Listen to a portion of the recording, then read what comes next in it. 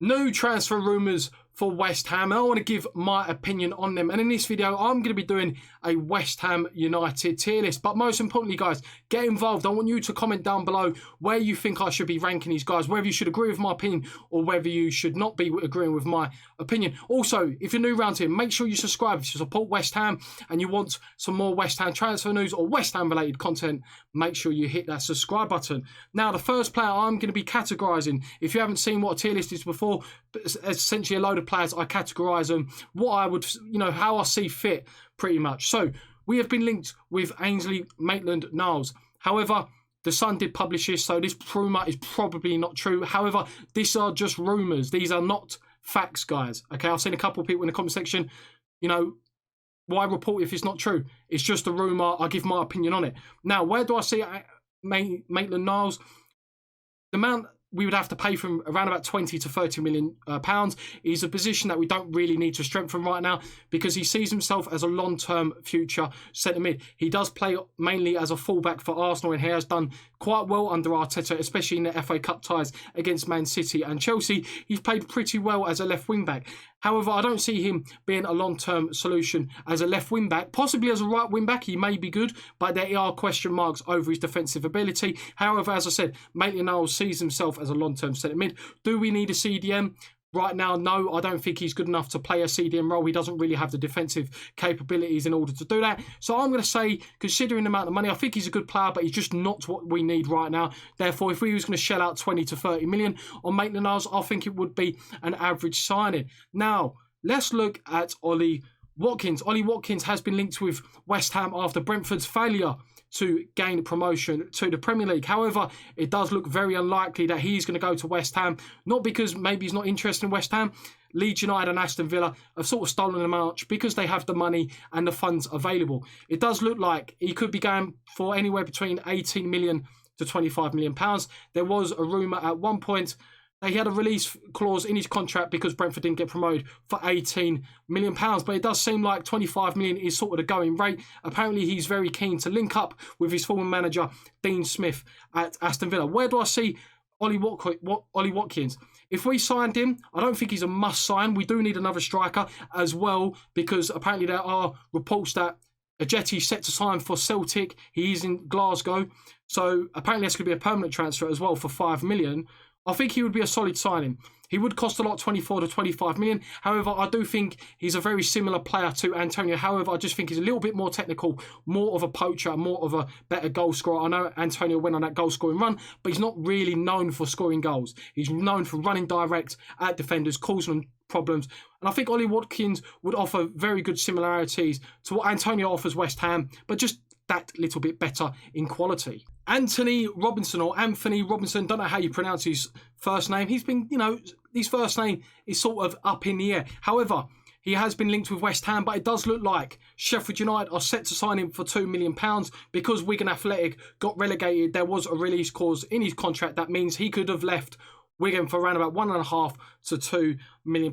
Now, do I say this is a good signing? West Ham firstly need to prioritise that left-back position as well. Both full-back positions in left-back and right-back.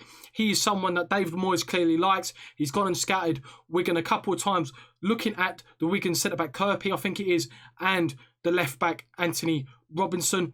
However, it does look like Sheffield United have stolen the march of West Ham, are going to set to sign him for £2 million. However, there were concerns about his injury record. And is that the reason why West Ham didn't go in for him? Because it has been publicly known that West Ham, well, by ex-WHU employee, that West Ham have put money aside for defenders. So why haven't they gone into Anthony Robinson? Well, apparently he did have a problem with his heart, and that is why his transfer to AC Milan in January did not materialise. However, if he was available and he decided to reject Sheffield United, I don't think he will. I think that transfer will go through. He would be a must-sign if he was available. However, it does look like he's set to join Sheffield United. Now, guys, we have been linked, well, on Twitter today. I know it's only gospel, it is rumours, it's not facts. Fabio Borini is a free agent after leaving AC Milan. Do I think this will be a good signing? I absolutely do not think it will be a good signing. We do not need another player who, one, would command huge wages. I'm sure he was on probably a nice, hefty wage packet at AC Milan. To join West Ham, he'd probably want similar wages, 100k a week. His goal output, in my opinion, isn't good enough. Yes, he's had spells in the Premier League under Brendan Rodgers at Swansea and Chelsea, even Liverpool. Forgot about him, you know, at Liverpool. However, do I believe he is what West Ham need right now? No. The wages that would probably be in all he'd want, don't think it's viable.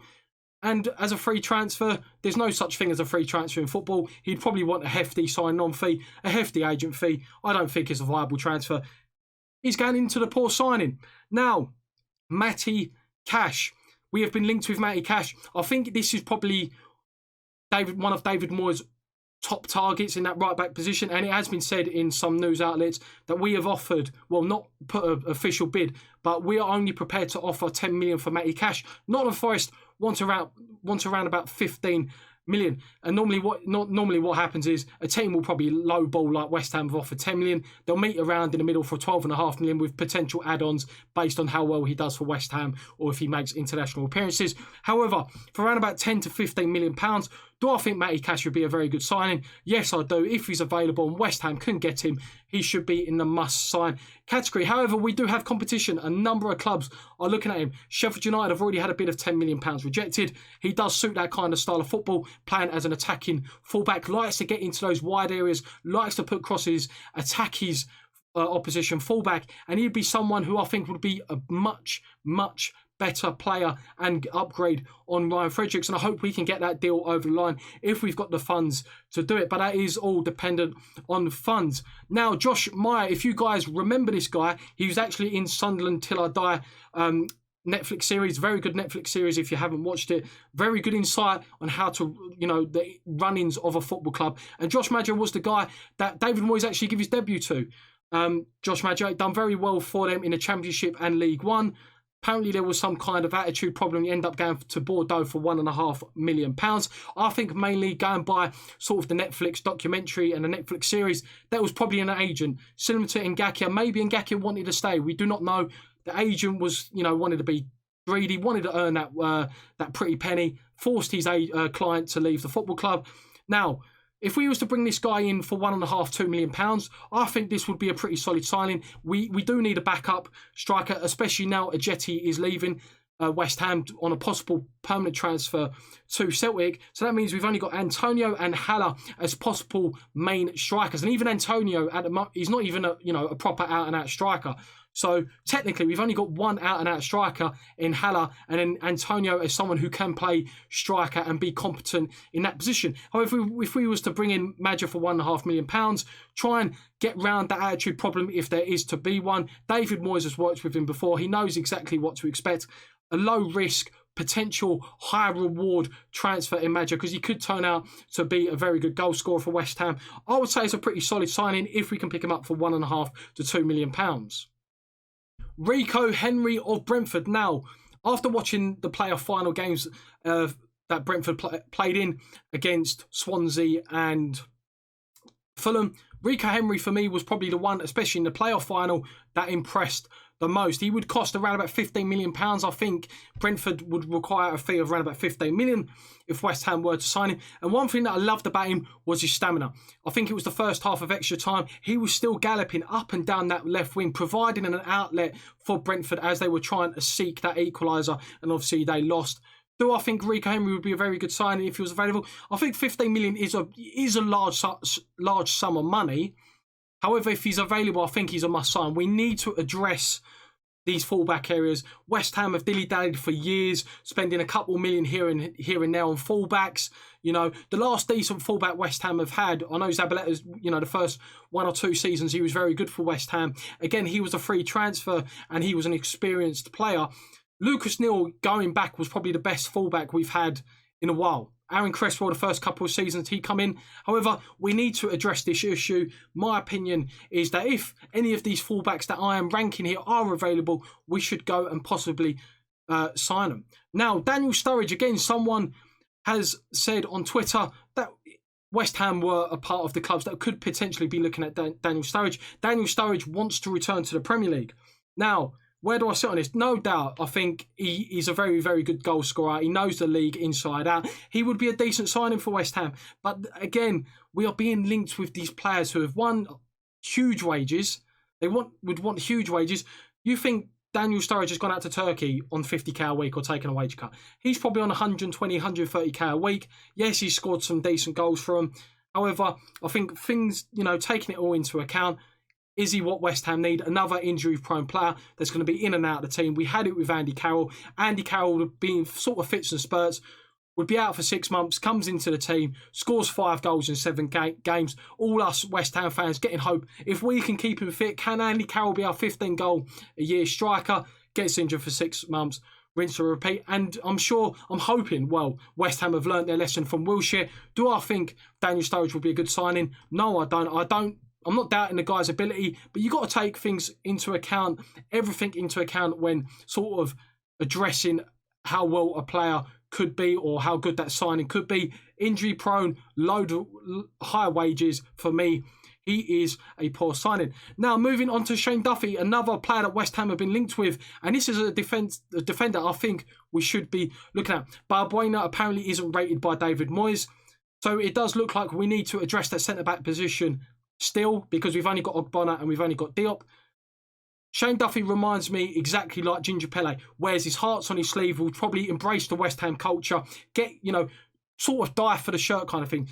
Throwing, getting blocks, headers, diving headers, you name it. Shane Duffy would be a decent signing. Would cost around about £10 million.